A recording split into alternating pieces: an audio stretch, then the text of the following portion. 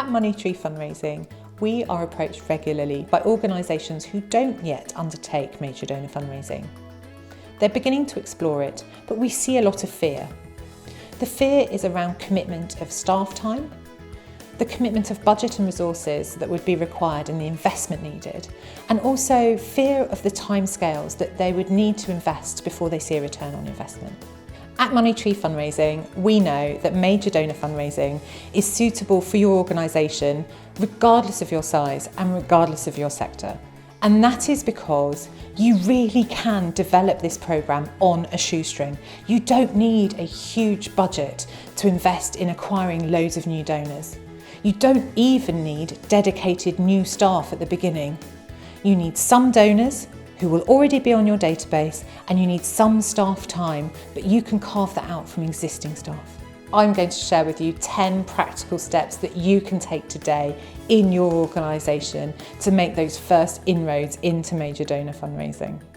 Start with your database and pull out all of your donors for the last 3 years. Then take that list and sort it by recency, frequency and value.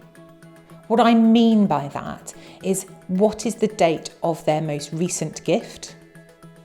How often does that person give? And what is the total cumulative value of their giving over the last 3 years? And prioritise your list according to those things. If you've been recording it, one key identifier for a potential major donor is if they bank with a private bank.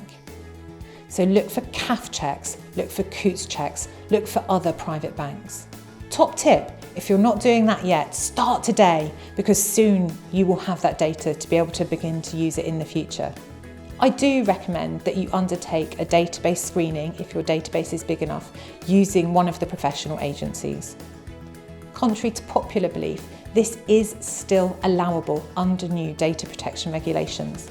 There are steps you need to take, and we can give you some advice on that, and those professional agencies are expert in making sure that you are compliant if you're doing such a screening.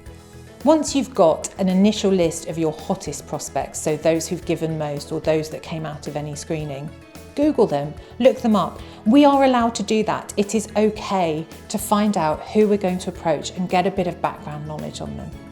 And make sure that you've got a really compelling proposition to take to them. Are you trying to sell them investment in a vision that will work for them? Once you've identified their names, the easiest thing you can start to do different is personalise the communications you already send to them. So just a little something that makes them begin to feel special without changing anything else about your programme is just an easy win.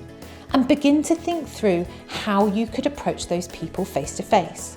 Is there a connection inside your organisation? Do they already know someone? Are they already involved in some other way? This doesn't have to rest on a fundraiser's shoulders. It is something that can be shared across the organisation. From the very start, set out a few measures. Don't be onerous about it, but make sure you're monitoring your progress. Every single person is different, and what's working for your donors might not work for other people, so make sure you're adapting and changing in light of feedback. Before you have those conversations and you go to meet people, practice. And I really mean it. Go and find friends, family, people not related to your organisation, and talk to them and explain those projects that you've come up with. Are you accidentally using jargon? Are you explaining things in a really difficult to understand way? People not connected to your organisation will be able to help you understand that. And my bonus final tip is, remember that regardless of how wealthy they are, regardless of how well connected they are, people are fundamentally still people. Treat them like you would others. Be kind, be polite, be respectful, and you'll get on really well. And I look forward to hearing how it goes. We would be delighted to help you with your major donor programme, whatever stage you're currently at. To find out more, see below the video.